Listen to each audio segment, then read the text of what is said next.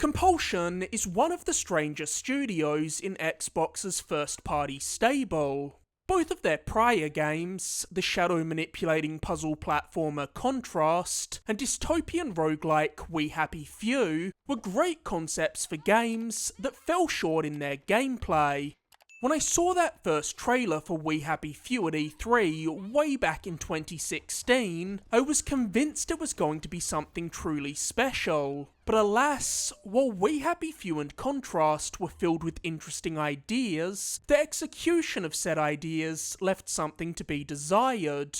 So when Compulsion's next game, South of Midnight, was announced a few years back, I had mixed feelings. I immediately fell in love with South of Midnight's claymation-influenced art style, I thought its traversal looked good, and I was intrigued by the deep South American setting and the way Compulsion pulled inspiration from real-world American folklore, as this isn't a setting or mythology we see explored in games very often. However, I also immediately tempered my expectations, knowing full well that I liked the pre-release showings of Compulsion's prior games, only for the full experiences not to resonate with me. But I'm pleased to say that South of Midnight is the first of Compulsion's games to truly click with me, and within a couple of hours of playing South of Midnight, my concerns for it were largely assuaged, as while South of Midnight isn't without its shortcomings, most glaringly its monotonous combat, its impeccable soundtrack, distinct setting, and juxtaposition of whimsical fantasy elements and confronting emotional themes makes South of Midnight Compulsion's best game by a country mile, and one of the most bold and original games Xbox has published in recent years.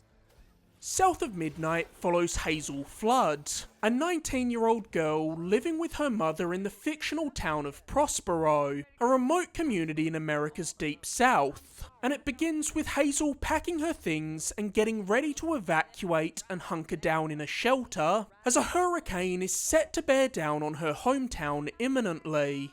As she's making the final preparations to leave, her mother Lacey arrives home, and the two get into a spat, with Hazel accusing her mother of caring more about strangers than her own daughter, as Lacey was busy volunteering at a shelter rather than at home in the lead up to this catastrophic storm hitting, with Hazel going as far as to say Lacey was wasting time when she was helping those at the shelter. So if you couldn't guess, a huge theme of South of Midnight is Hazel's maturation from a typical naive and bratty teenager into an empathetic hero. As they're getting ready to leave, Lacey sends Hazel to quickly check on their neighbours to ensure they're prepared for the impending storm. After doing so, Hazel starts to return home to leave with her mother when she sees the supporting stilts of her house give way to the torrential waters below, sucking the house into a rapid stream with Lacey trapped inside. Hazel immediately gives chase, leading to an awesome set piece as she sprints through the storm, ducking and weaving around flying shrapnel as cars slide across the street and buildings collapse. It's an incredibly intense start to the game that pulls you in from the word go. In all this chaos, Hazel loses track of the house and her mother, but all hope isn't lost, as in the process of trying to help her mother, Hazel awakens some latent magical abilities within herself when she slips into the stream and finds herself instantly transported back to the shore. We quickly learn that the powers Hazel has awoken are those of a weaver, a person who can heal the broken and suffering spirits that wander the world unable to move on, with many of these tortured entities taking the form of cryptids from American folklore. So now Hazel has to master these new abilities so she can survive her journey through South of Midnight's fantastical reimagining of the swamps and bayous of America's Deep South, and find and rescue her mother. I've gotta say, I was near instantly sucked into this story and world. South of Midnight's world and story framing have this whimsical tone that lures you in and almost makes you expect a fairy tale-esque story out of South of Midnight, only for it to blindside you with its true darkness. I loved the choice to set South of Midnight in this portion of America. As I made my way through South of Midnight, I was thinking about how few games take place in the swamps and bayous of America's Deep South, and there is a good reason that it's an uncommon setting. You could easily see these environments making for a boring setting that's a slog to drudge through, but South of Midnight's gorgeous art direction and generous spattering of fantasy elements ensure that that's never the case here. It was the world that drew me into South of Midnight, but it's the compelling characters that kept me invested throughout the story. Hazel is an endearing protagonist who has a compelling arc and true character growth throughout the game, and along her journey, Hazel encounters a colourful cast of characters, some of whom seek to help her, others of whom intend to impede her progress, like Hazel's grandmother on her deceased father's side, Bunny, who was part of the reason Hazel and Lacey were quarrelling, as Lacey doesn't want Hazel anywhere near her grandmother, so Lacey and Bunny have had an estranged relationship for years. But when you meet Bunny early on, when Hazel goes to Bunny's mansion, seeking help after losing track of her mother, you realise that maybe Lacey had good reasons for keeping her daughter away from Bunny, as you can immediately tell that something doesn't feel quite right with Bunny, as she sits in her giant mansion, quite literally living above the rest of the town. This lady is bad vibes personified.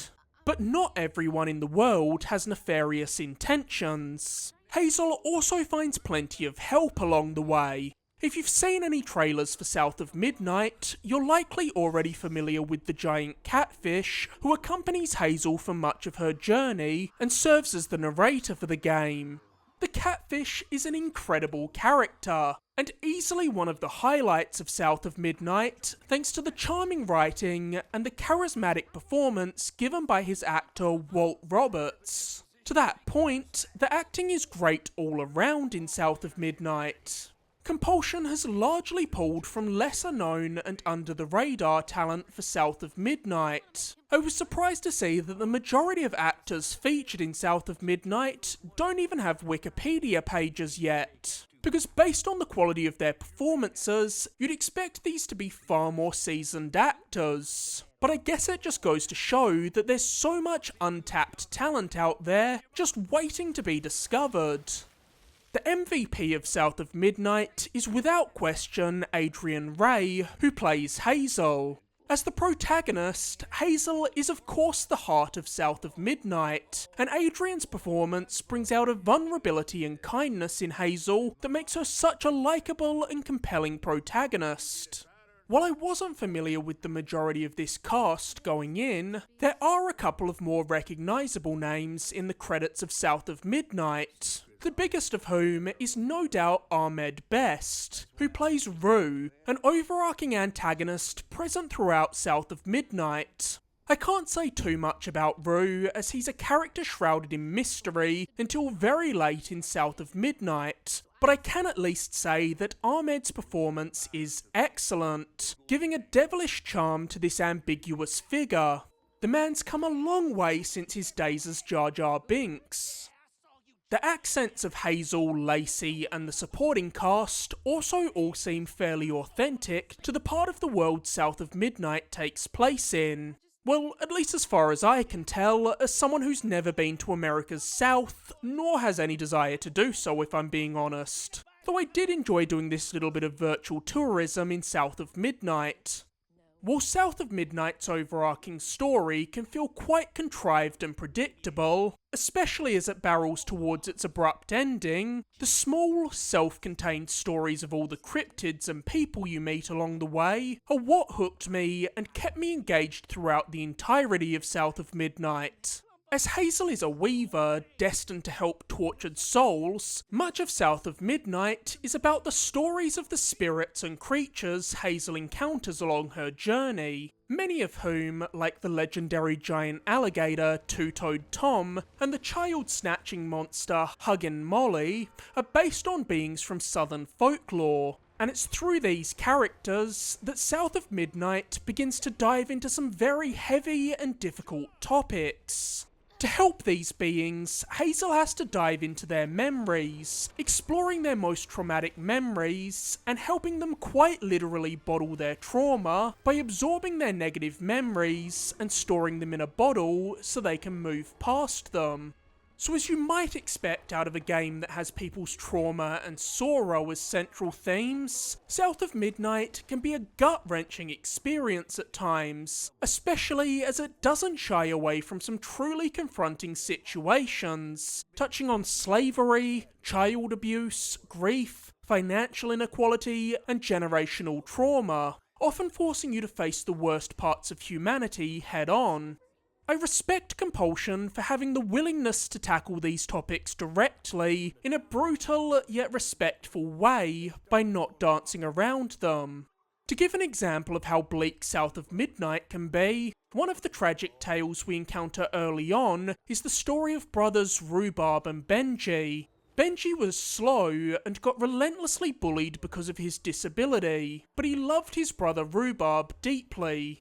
Rhubarb, on the other hand, grew resentful of his brother and rejected him, viewing him as nothing more than a hindrance weighing him down, eventually deciding that he'd be better off without him. It's an incredibly grim tale that makes you witness an almost unimaginable degree of cruelty and cold-heartedness. And it's not just the humans whose trauma we explore, but many misunderstood cryptids as well. Take Two-Toed Tom, for example.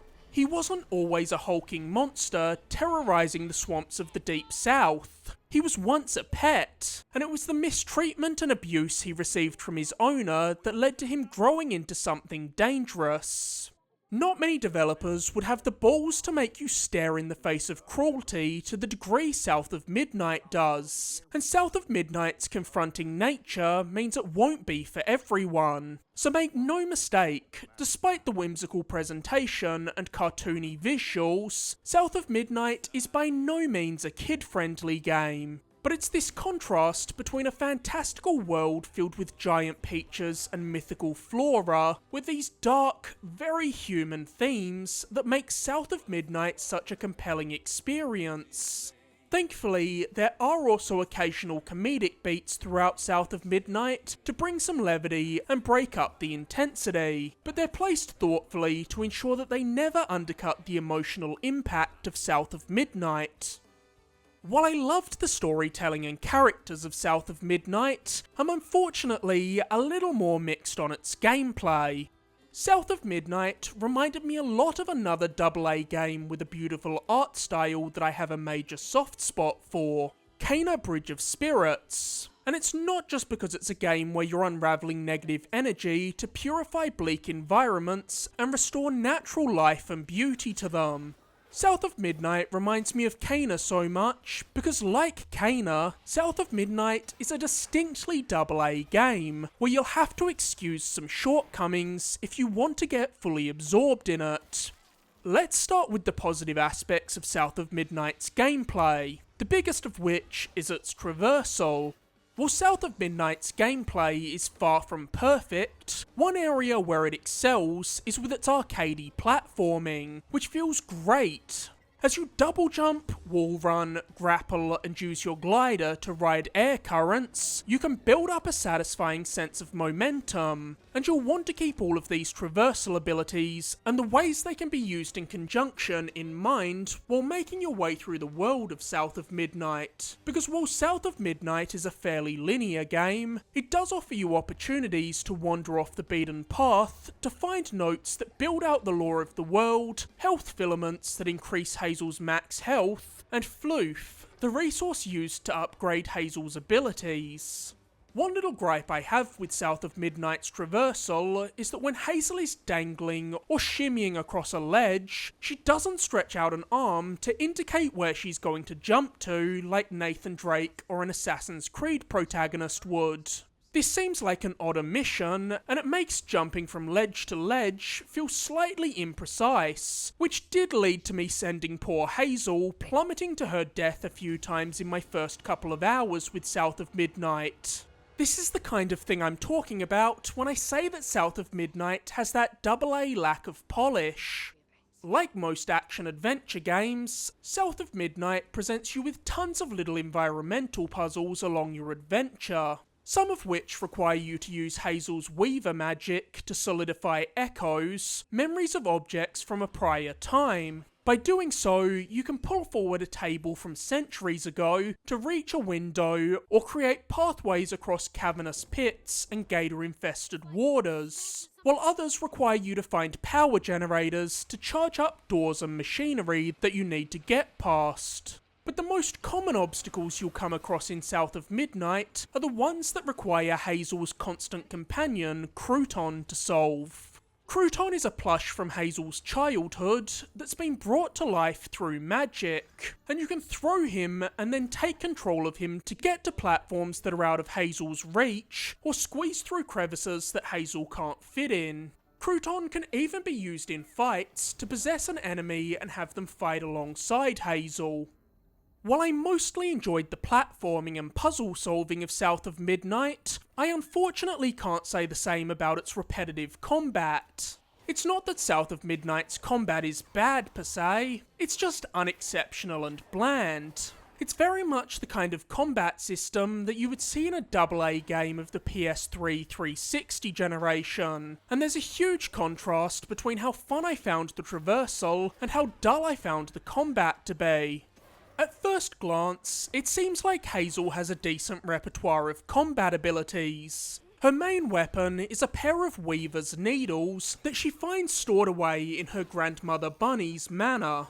These jewel hooks are the main tool of a Weaver and allow Hazel to channel her magical abilities into attacks. With them, you can chain together simple strings of attacks on the monsters, or haints as they're called here, beings formed of the negative emotions and memories of the population that terrorise South of Midnight's world. And shout out to South of Midnight for teaching me the term haint, which as an Australian I had never heard before in my life, which came in handy when it came up in the movie Sinners, which I saw right after I played South of Midnight. There are actually a few shared ideas between South of Midnight and Sinners, so I guess it's a good year for fans of Southern Gothic horror. And hey, as a side note, if you haven't seen Sinners yet, go watch it. It's far and away the best movie I've seen this year. The writing, the acting, the cinematography, the score, all perfection. Anyways, I'm taking us on a tangent. Back to South of Midnight.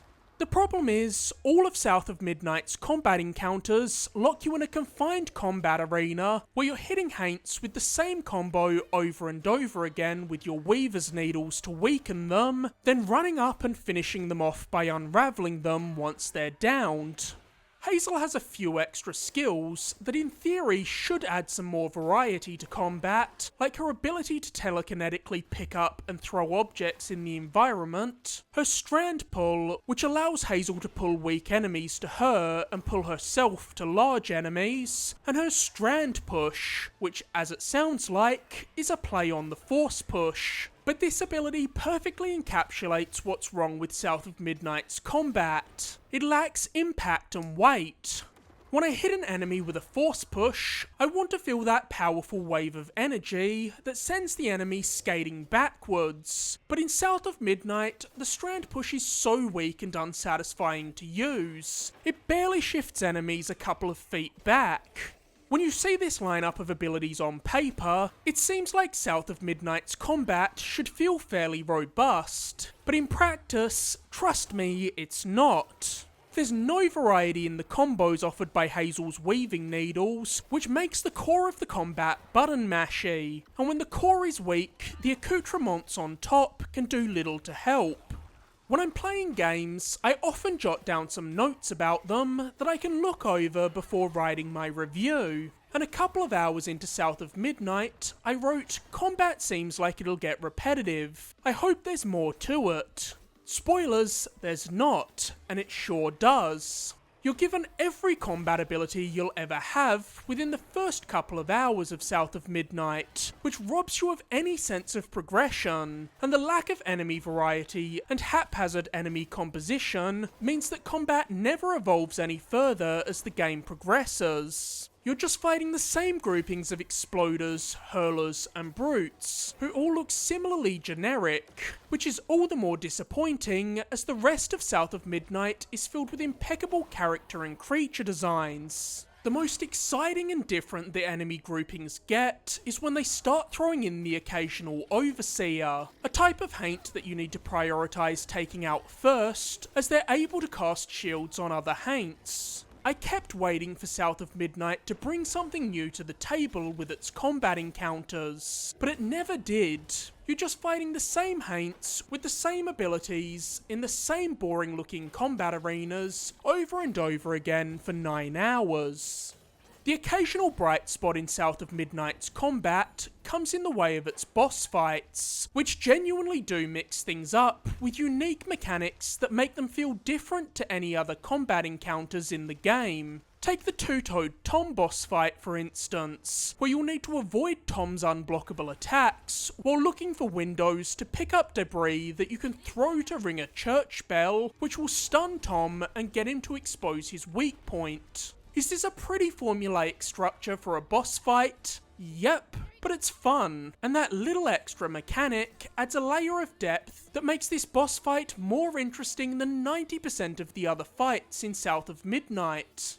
South of Midnight is also guilty of one of my biggest video game pet peeves, having a boring skill tree. South of Midnight's skill tree is very basic, and its unlocks don't modify the gameplay in any tangible way. Sure, it offers a couple of upgrades you'll want, like the ability to dodge twice in a row, but the majority of the skill tree is made up of upgrades that marginally increase the damage of Hazel's different attacks, which aren't in any way exciting to unlock, and because of this, you don't feel Hazel getting materially stronger as you progress through South of Midnight like you'd want to. Also, while we're talking about game design gripes, for the love of God, can developers please stop including sections in their games where you're stripped of all your abilities midway through for no good reason? All this achieves is temporarily making the game less fun to play while you wait to get your full moveset back. Now, with my complaints out of the way, we can dive back into what I love about South of Midnight. And we haven't even talked about what is probably South of Midnight's greatest strength yet. Its jaw-dropping aesthetic. From the second we saw the first teaser for South of Midnight, I was in love with the look of it. From the storybook presentation, to the almost Tim Burton-esque blend of fairy tale-like concepts with slightly unsettling claymation, to the choppy onto's style of animation reminiscent of the Spider-Verse films, I just vibe with everything about the look of South of Midnight. Compulsion also deserves major props for the environment design here. From the swamps and bayous, to churches, to old mansions, to a creepy giant puppet show set, to a grotesque slaughterhouse, there are so many unique, atmospheric and memorable locales to explore in South of Midnight, which gives South of Midnight a distinct feel unlike any other game releasing this year. I just cannot praise the look of this game enough. From top to bottom, South of Midnight's visual presentation is immaculate.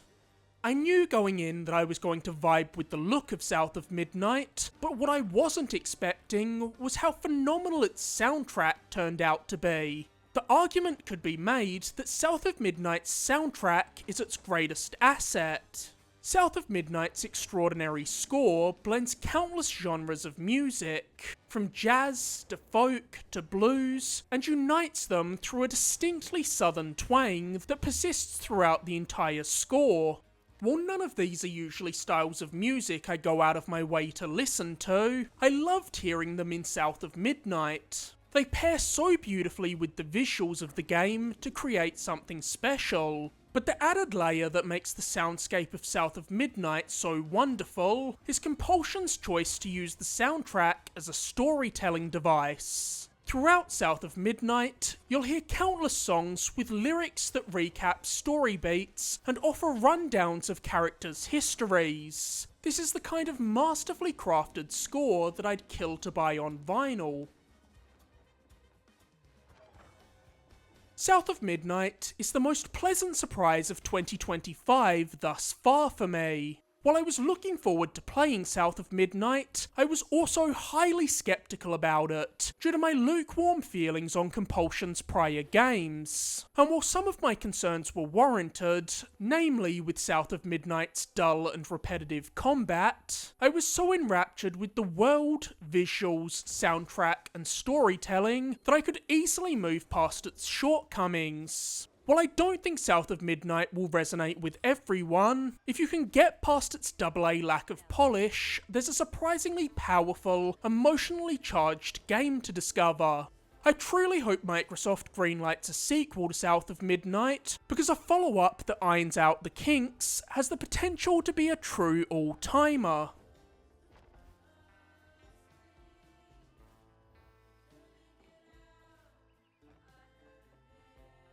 As always, thank you so much for watching. If you enjoyed this video, be sure to like, subscribe, or leave a comment. You can find countless other reviews on my channel, including my recent review of Bleach, Rebirth of Souls. And be sure to stay tuned for my next video, where I'll be reviewing and gushing about the wonderful Clarobscure Expedition 33. Until next time, be well guys.